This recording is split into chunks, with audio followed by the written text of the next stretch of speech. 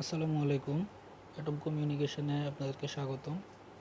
আজকে আমরা আলোচনা করব অ্যাটম কমিউনিকেশনের যে অ্যাটম ফ্লেক্সি ইয়েটা আছে, সার্ভিসটা আছে, ফ্লেক্সিলোড, এমবি রিসার্চ, বিকাশ, ইন্টারন্যাশনাল ফ্লেক্সিলোড, এই সব সার্ভিস নিয়ে যে অ্যাটম ফ্লেক্সির যে সার্ভিসটা আছে ওটা নিয়ে আমরা আজকে আলোচনা করব।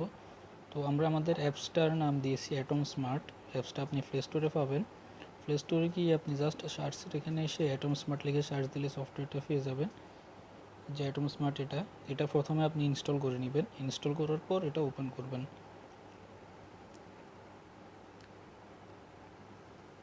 এখানে এগুলো অ্যালো দিয়ে দিবেন। অ্যালো দেওয়ার পর এখানে ইউজার নেম পাসওয়ার্ড দিতে বলবে। এরপরের ঘরে একটা পিনের আসবে, ঘর আসবে পিন দেওয়ার জন্য। তো এগুলো আপনি যার কাছ থেকে রিসেলারটা নেবেন উনি আপনাকে দিয়ে দিবে। তো আমি আপনাদেরকে দেখানোর জন্য আমাদের যে ডেমো রিসেলারটা আছে ওটাতে লগ ইন করতেছি। ইউজার নেম দিলাম, পাসওয়ার্ড দিলাম, দিয়ে লগ ইন দেবো। লগ ইন দেওয়ার পর এখানে পিন দিতে বলবে। তো আপনি পিন নাম্বারটা দিয়ে দিবেন, যেটা আপনি আপনার প্রোভাইডারের কাছ থেকে পাবেন। দেওয়ার পর আপনার রিসেলারটা এরকম থাকবে। তো এরকম থাকার পর এখানে এখানে আপনার এই সফটওয়্যারটা ডিভাইস লক করে নিতে বলবে। ডিভাইস লক করলে কি হবে? ডিভাইস লক করলে আপনার এই যে উপরে যে ইয়াটা আছে, এই একটা এই অরেঞ্জ রঙের এই ঘরের মাঝখানে সাদা রঙের একটা এররের একটা সিস্টেম আছে, এটা থাকবে না। এটা ওখানে আপনার গ্রিন কালারের টিক চলে আসবে। এখন যদি ডিভাইস লক না থাকে তাহলে কি হবে? আপনি যখন সফটওয়্যারটা সরি আপনি যখন আপনার রিসেলারের ইউজার নেম পাসওয়ার্ড অন্য কেউ জানবে, জানার পর এটাতে ঢুকতে পারবে যে কোনোভাবে। আপনার হয়তো হোয়াটসঅ্যাপে ইউজার নেম পাসওয়ার্ডটা আছে, কেউ দেখে ফেললো, এটার মধ্যে ঢুকতে পারবে। কিন্তু যখন ডিভাইস লক করা থাকবে তখন অন্য কেউ ইউজার পাসওয়ার্ড জানলেও আপনার এই মোবাইলটা ছাড়া অন্য কোনো মোবাইল থেকে ঢুকা যাবে না। তো আপনি এটা ডিভাইস লক করে নেবেন। এখানে যে ডিভাইস লকের অপশান আছে, এখানে লক মাই ডিভাইসের এখানে একটা টিক দিবেন, দিয়ে আপনার পিন নাম্বারটা দিবেন। আপনার ডিভাইস লক হয়ে গেছে। আপনি এখান থেকে বের হয়ে আবার লগ ইন করলে বিষয়টা বুঝতে পারবেন। বের হয়েছেন, এরপর আবার আপনি সফটওয়্যারটাতে ঢুকবেন।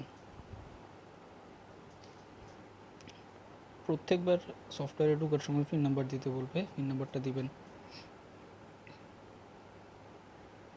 দেওয়ার পর আপনার সফটওয়্যারটা এরকম থাকবে, আপনার অ্যাকাউন্টে এরকম থাকবে। এখানে আপনার ব্যালেন্স দেখাবে, এখানে ব্যালেন্স 0 দেখাচ্ছে।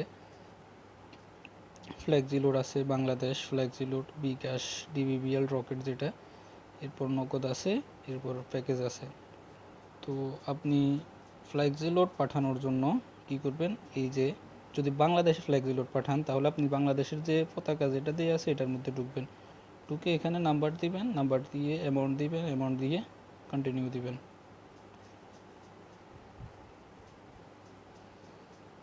নাম্বার দিলাম, মনে করেন অ্যামাউন্ট দিলাম, দিয়ে কন্টিনিউ দিবেন। কন্টিনিউ দেওয়ার পর এখানে আপনার নাম্বার এবং অ্যামাউন্ট মিলে দেখার জন্য বলবে। মিলাইয়ের পরে কনফার্ম দিয়ে দিবেন। কনফার্ম দিলে চলে যাবে। আমার এখানে তো ব্যালেন্স নাই, ওই জন্য যাবে না। আমি আপনাদেরকে জাস্ট দেখাচ্ছি এটা। ফ্লেক্সিলোড দিলেন এখান থেকে। এরপর আপনি সরি এরপর আপনি বিকাশ সেন্ড করবেন। মনে করেন বিকাশের যে লোগো আছে এটাতে ঢুকবেন। উপরে ক্যাশ ইন সিলেক্ট করা থাকবে, ক্যাশ আউট বা সেন্ড মানি এগুলো কিছু সিলেক্ট করার দরকার নাই। নাম্বার দিবেন, নাম্বার দেওয়ার পর এখানে অ্যামাউন্ট দিলেন, দেওয়ার পর কন্টিনিউ দিবেন। কন্টিনিউ দেওয়ার পর এখানে আপনার নাম্বার এবং অ্যামাউন্ট মিলে দেখার জন্য একটা অপশান আসবে, এরপর নেক্সট দিবেন। নেক্সট দেওয়ার পর এখানে পিন নাম্বারটা আপনি রিসেলারে ঢোকার সময়, আপনার সফটওয়্যারে ঢোকার সময় যে পিন নাম্বারটা দিয়েছিলেন ওই পিন নাম্বারটা এখানে আবার দিবেন, দিয়ে কনফার্ম দিবেন। কনফার্ম দিলে এটা সেন্ড হবে। এরপর ঠিক ওই রকমভাবে আপনি ডিবিবিএল এখানে এসে রকেট, যেটা ডিবিবিএল রকেট, ওটা সেন্ড করবেন। নাম্বার দিবেন, অ্যামাউন্ট দিবেন। নগদের ওখান থেকেও নাম্বার দিবেন, অ্যামাউন্ট দিবেন, সেন্ড করবেন। এরপর হচ্ছে এমবি রিসার্চ। এমবি রিসার্চটা আপনি কীভাবে করবেন? আমাদের নিচে একদম একদম নিচে একটা অপশান আছে প্যাকেজ, এটার মধ্যে ঢুকবেন। ঢুকার পর আপনি এখানে গ্রামীণ ফোন, এরপরে বাংলা লিঙ্ক, এগুলোতে ঢুকবেন, যেটার মধ্যে আপনি পাঠাতে চাচ্ছেন। মনে করেন আপনি গ্রামীণ ফোনে পাঠাবেন। পাঠানোর পর এখানে গ্রামীণ ফোনে ঢুকলে এখানে প্যাকেজগুলো আছে, কত টাকায় কত এমবি, কত দিন মেয়াদ, এই প্যাকেজগুলো আছে। আপনি যে প্যাকেজটা পাঠাতে চাইবেন, মনে করেন আমি 1 সপ্তাহের জন্য 1 জিবি পাঠাবো 89 টাকা, এটা সিলেক্ট করব। সিলেক্ট করে এখানে নাম্বার দিয়ে ওকে দেবো। নাম্বার দিয়ে ওকে দেওয়ার পর নাম্বার এবং অ্যামাউন্টটা মিলে দেখতে বলবো, ওখান থেকে কনফার্ম করবেন, চলে যাবে টাকাটা। আর আপনি যে টাকাগুলো পাঠাচ্ছেন এগুলা যেখানে হিস্টোরি আছে, হিস্টোরির মধ্যে ঢুকলে এখানে আপনার সবগুলো নাম্বার থাকবে, কোন নাম্বারে কয় টাকা পাঠিয়েছেন, নাম্বারটা কি পেন্ডিংয়ে আছে না প্রসেসে আছে না কমপ্লিট হয়ে গেছে, এগুলো সবগুলো এখানে থাকবে।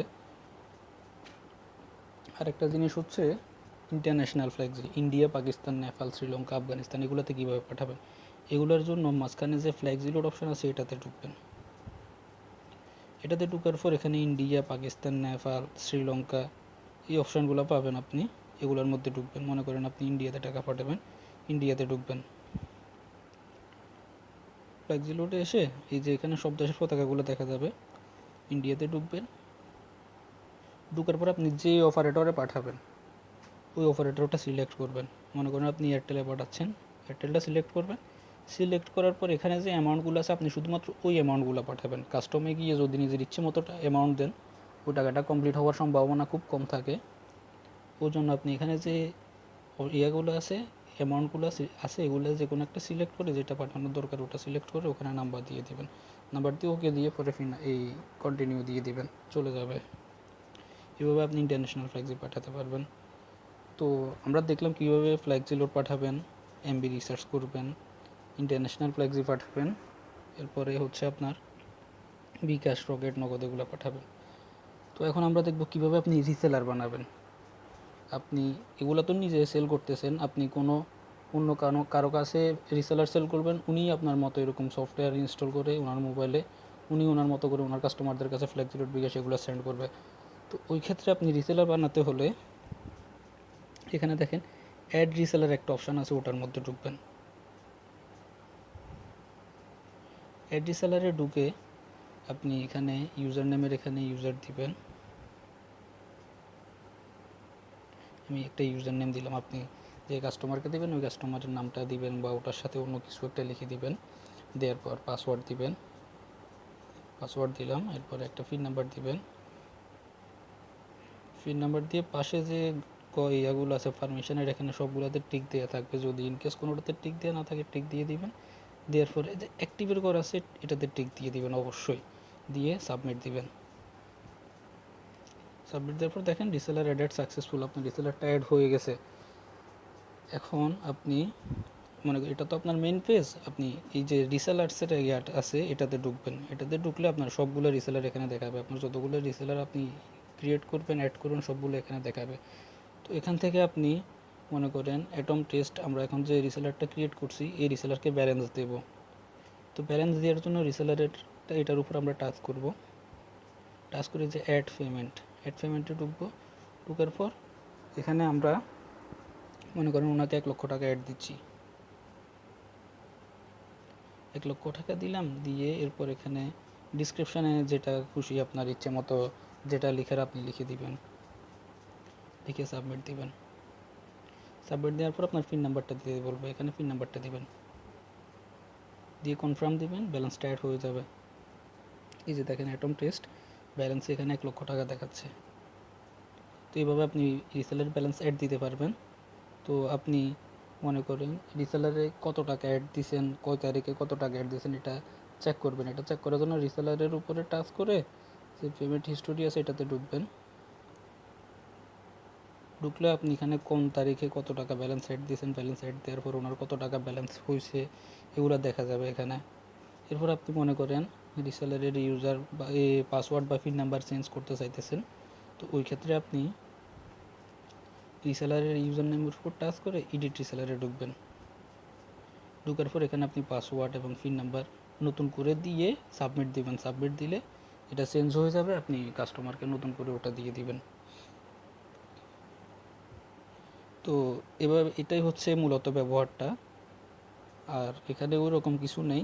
তো এখান থেকে আমরা দেখলাম কীভাবে FlexiLoad, বিকাশ বা এমবি রিসার্চ, এরপরে আপনার ইন্টারন্যাশনাল ফ্ল্যাগ যেগুলো পাঠাবো, এরপর হিস্টোরি থেকে চেক করে নেবো টাকাটা ঢুকছে কি ঢুকেনি, কমপ্লিট হয়েছে কি না এটা দেখে নেবো। এরপর কীভাবে রিসেলার বানাবো, রিসেলার কীভাবে ব্যালেন্স দেবো।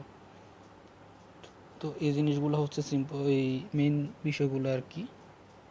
তো আমাদের সাথে থাকার জন্য আপনাদেরকে অসংখ্য ধন্যবাদ। আশা করি আমাদের অ্যাডম স্মার্ট ব্যবহার করে আপনারা ব্যবহার করতে অনেকটা স্বাচ্ছন্দ্য বোধ করবেন এবং যে কোনো প্রয়োজনে আমাদের সাথে যোগাযোগ করবেন। ধন্যবাদ। আসসালামু আলাইকুম।